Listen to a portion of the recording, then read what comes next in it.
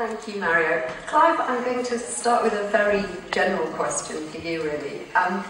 It's a huge commitment to take on this kind of role, this kind of project.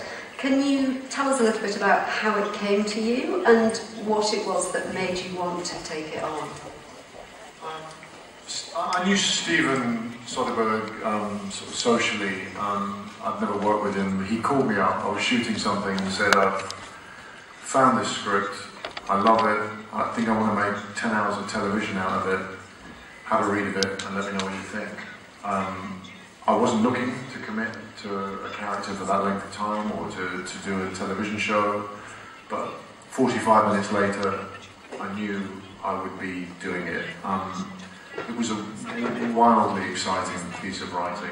It was, you know, I knew a little bit about the world of medicine at this period because I did this tiny British film called Century a number of years ago and knew that this was a really crucial, intense time in the world of medicine.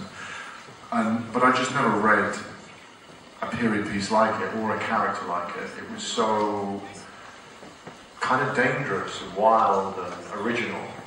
And he was such a complicated but exciting character to play. The idea of navigating your way through a television series playing a character that was, you know, on the one hand brilliant and a genius, but on the other deeply flawed, drug addict, arrogant, kind of difficult. And racist, yeah, but I mean, there's been an awful lot of talk about that, but that, you know, the whole series has been incredibly well researched, and there were no black doctors working in any hospital in New York at that time, only in Negro infirmaries, and it's a wonderful opportunity to look at that issue, that social theme of that time in New York. And I just, you know, I got on the phone with Stephen and the two writers, and they explained to me the journey, where it was going, and then I realised it gets even wilder than the original. And, you know, to be honest with you, whether it had been a movie, a play, you know, 25-hour television, I would have done it. It was just one of those. Their flaws and their fallibilities and their, you know, and that then becomes really exciting to sort of play that balance, to try and take people on the story and on the journey, but also be challenging with it.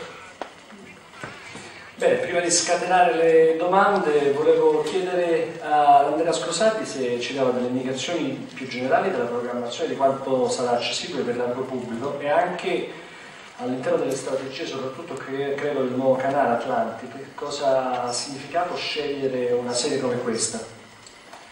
Allora, la serie va in onda dall'11 novembre in time su Sky Atlantic, ovviamente sarà disponibile in tutte le metodologie che mettiamo a disposizione, quindi on demand, su Sky Go, esattamente poi questo è il modo in cui credo chi ama davvero le serie preferisce consumarle, no? Magari potendone vedere 4-5 puntate una dopo l'altra. Io credo che The Knick, come molti dei prodotti fatti da HBO, sono esattamente il tipo di serie che noi vogliamo vedere su questo canale. Credo che il ruolo che un canale come Sky Atlantic, e in particolare come Sky, ha su questo tipo di linguaggio è quello di poter mandare in onda tutto ciò che ha un elemento di forte sperimentazione e discontinuità con diciamo, il linguaggio comune, che non ha, dove sono prodotti che non hanno paura di andare oltre rispetto a quello che viene considerato il limite accettabile, non, diciamo, molto spesso da un approccio abbastanza conservatore a prescindere, no? Questa è una serie che per esempio è un prodotto che racconta in maniera realistica come avveniva la medicina in quegli anni ed è l'unico modo in cui si poteva raccontare, se si voleva raccontare fino in fondo. Well, first off, I think that, you know, the reason that probably hospital dramas have always been so popular and have produced such amazing characters is that the stakes are very high. It's life and death. And we are, you know, we're talking in this period, you know, a really wild, incredible time in medicine where they were making huge advancements very quickly and discovering things that we still benefit from today. But it was very much a case of sort of shooting from the hip. They were trying things out in the hope of learning things which would then, you know, forward and help everybody. And that kind of, for me, redeems everything that Thackeray does, because, you know, although he's difficult and complex and arrogant and all those other things, he is also brilliant at what he does, and he's unorthodox, he's a risk taker, he's somebody that, you know, he could very well make discoveries that a huge amount of people will benefit enormously from, and he stops at nothing to get there. And, you know, it wouldn't be as interesting if he was just the most brilliant doctor but a terribly nice guy with it. You know, often people who are brilliant and that committed,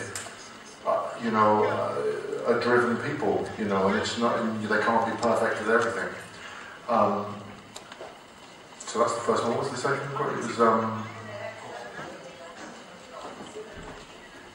come reputa il mestiere dell'attore?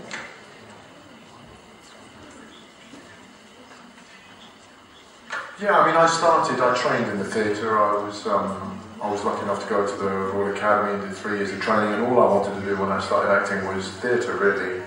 Then things opened up for me, and I landed, you know, a pretty big TV show in the UK, and the whole television thing opened, and then the film thing sort of opened up as well, and I feel I've been incredibly fortunate, and I approach all mediums the same way, really. I would attack a part, whether it's for theatre, television or film, in exactly the same way. La noia essere definito un sex symbol anche da molte attrici americane, non soltanto da coloro che pagano un biglietto oppure guardano la TV per vederla. Grazie. I don't really think about it that much, to tell you the truth. I don't consider myself to be, and I don't spend much time. I think it would be a very scary thing if I sat here thinking I am a sex symbol.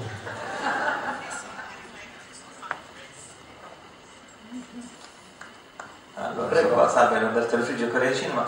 Invece la cosa che mi ha colpito tantissimo è l'altissima qualità, cioè come è stato girato, le scene assolutamente realistiche. Quindi la mia domanda sincera invece è come si è trovato veramente sporco di sangue a lavorare tutto quanto sul set, perché vedo che tutto ruota perfettamente. Ho visto solo i primi 2 episodi, ma è tutto perfetto, quindi è una cosa mi ha veramente lasciato estasiato, questo è il termine esatto. Well, you have to give an enormous amount of credit to Steven Soderbergh for the way that he shot it. I mean, the guy does everything. He operates, he lights, he directs, and he edits. And we shot at a really fast pace. But you know, when I saw it for the first time projected, I was completely bowled over by how beautiful it looked. And you know, he has to take enormous credit for that. He also has an incredible team around him. A lot of these people have worked with him many times, and the set designer is absolutely extraordinary. I mean, those sets were so substantial and detailed and beautiful. You'd go into the pathology lab, you'd open a drawer, and it would be full of period instruments, and I mean, they felt like they were living, breathing sets. They weren't sort of just shallow, you know. They were really, really rich and beautiful. And he'd worked with Ellen, the costume designer, and all of that was done really beautifully. And when you're doing a thing like this, it's a support. You walk into a room that feels that substantial and feels that grounded, and it grounds everything that you're doing. And you know, so yeah, I thought that they achieved something really, really beautiful. You are a doctor, and you are a brilliant doctor. How do you manage the brilliance and the genius of medicine with this drugs addiction, I mean cocaine addiction? Was it hard for you to play this role? Well, my character is inspired by a real doctor, a guy called William Halsted, and there was an incredible book written called Genius on the Edge. And William Halsted worked at the Johns Hopkins Hospital in New York at the turn of the century, was considered one of the foremost doctors of his time, and was consuming vast amounts of drugs while being brilliant, and that was kind of the inspiration for Thackeray. Drug addiction is a very different thing then. Cocaine wasn't illegal, and it took 10 years for them to make cocaine legal. They thought it was the new wonder drug. They thought it was a great anesthetic, and doctors got addicted to it, people got addicted to it, and it took them a number of years to realise that there were problems that came with it. So it's a very different kind of world of addiction at that time. But the challenge, but also what was so exciting about that, is that for me to play a drug addict who was brilliant, is that there's always more than one thing going on in every scene. That every scene, I had a visual wall chart of every episode and every scene that monitored my drug intake. Was I on drugs? Had I taken too many? Did I need drugs? Because that's the life he's leading. The first 2 scenes you see of him, he's waking up from an opium stupor and then injecting himself with liquid cocaine, and that's his kind of rhythm. And every scene has to be fueled with where he is on that intake. And what that means is you've got this beautifully written script with very complex relationships and drama, and then you add this huge dimension, which his equilibrium is also completely askew to everybody else's all the time. And it was both challenging, but hugely exciting, because in every single scene there's always an awful lot to do. Quindi forse la vera domanda è quanta cocaina avete dovuto assumere per fare questo? I acted everything. I was a huge fan of, I thought The Great Beauty was the best film of last year, so... Paolo Sorrentino. Yeah, and I love that movie, so yeah, that would be my first choice. Ce ne sono qui 2. Clive, you said this kind of came out of left field to you. You hadn't done a lot of series television. We're finding in the States that series television is becoming a lot more interesting than studio film work. I'm wondering if that's your opinion as well, and do you see yourself, are you going to be looking harder now at series television and cable? I think television is hugely exciting at the moment, and I think first and foremost you get directors and actors go away with good writing is. Stephen announced he's retiring from making films, and 3 weeks later commits to making 10 hours of television because this script set him alight. And he said, if I didn't do it, I knew the next director who read it would. And I was exactly the same with it from an acting point of view. I wasn't looking to do 10 hours of television, but there was no way I was going to walk away from writing that good and a part that good. And I think there's an awful lot of great writing. I think it's probably because you get time. You can really explore themes and characters and dig deep. You can also be maybe more dangerous because you're not trying to wrap everything up into something that is a 90-minute, 2-hour format that you've then got to fight in the marketplace and give a position. You can take your time and do things that that maybe you couldn't do in a film, and take more risks.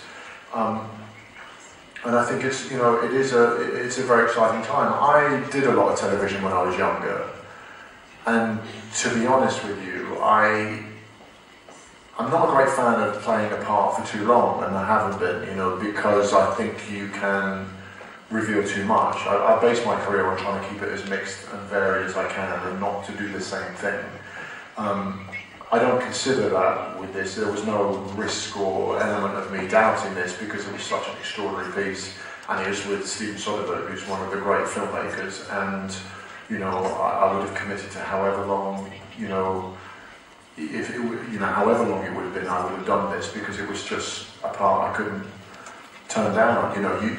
You come across scripts as an actor, and I've only had a handful in my whole career, where it kind of galvanizes you and reminds you why you do what you do. Everything comes together, and it's kind of, this is why I do what I do, is to get the opportunity to do parts like this. And yeah, I think it is a very exciting time. So, I'm led by material and directors, and whatever medium that is, it really doesn't matter to me. In terms of the second, yes, the great news is that Stephen's coming back and they're going to direct all 10, and we start shooting next January, February. And what's really exciting is, it goes to some pretty wild places, this series, and as the story develops, some of it is really kind of wild. And the idea that we can pick up and not have to spend time establishing everything and hit the ground running is really, really exciting. Just to see how far we can take it is really thrilling. In terms of getting ready for it, I did a lot of reading beforehand of the period and about doctors at this time and all of that. And then there was this brilliant medical historian, archivist called Dr. Burns, who literally has hundreds of thousands of photographs from the turn of the century of operations. He has booklets that doctors handed amongst themselves. He has original medical instruments, and he was an incredible sort of source for all of the operations and anything medical. And you know, we're working at a very fast pace, and there's no way in the time that we had that I could, you know, learn enough to be totally convincing. But most of what you see in the series, if not all of it, there is practically no CGI. And again, it's credit to Stephen. He just shoots everything so cleverly that you feel satisfied and you see what we're doing, but you never, you know, we're never revealed to be actors. He's just very, very intelligent about where he puts the camera, and all of the operations are shot differently, so we never sort of repeat them. And we had this doctor there, and you would just learn. He would talk you through the operation, tell you what you do, and then you just try and do your best. But you know, I didn't have time to go to medical school, so.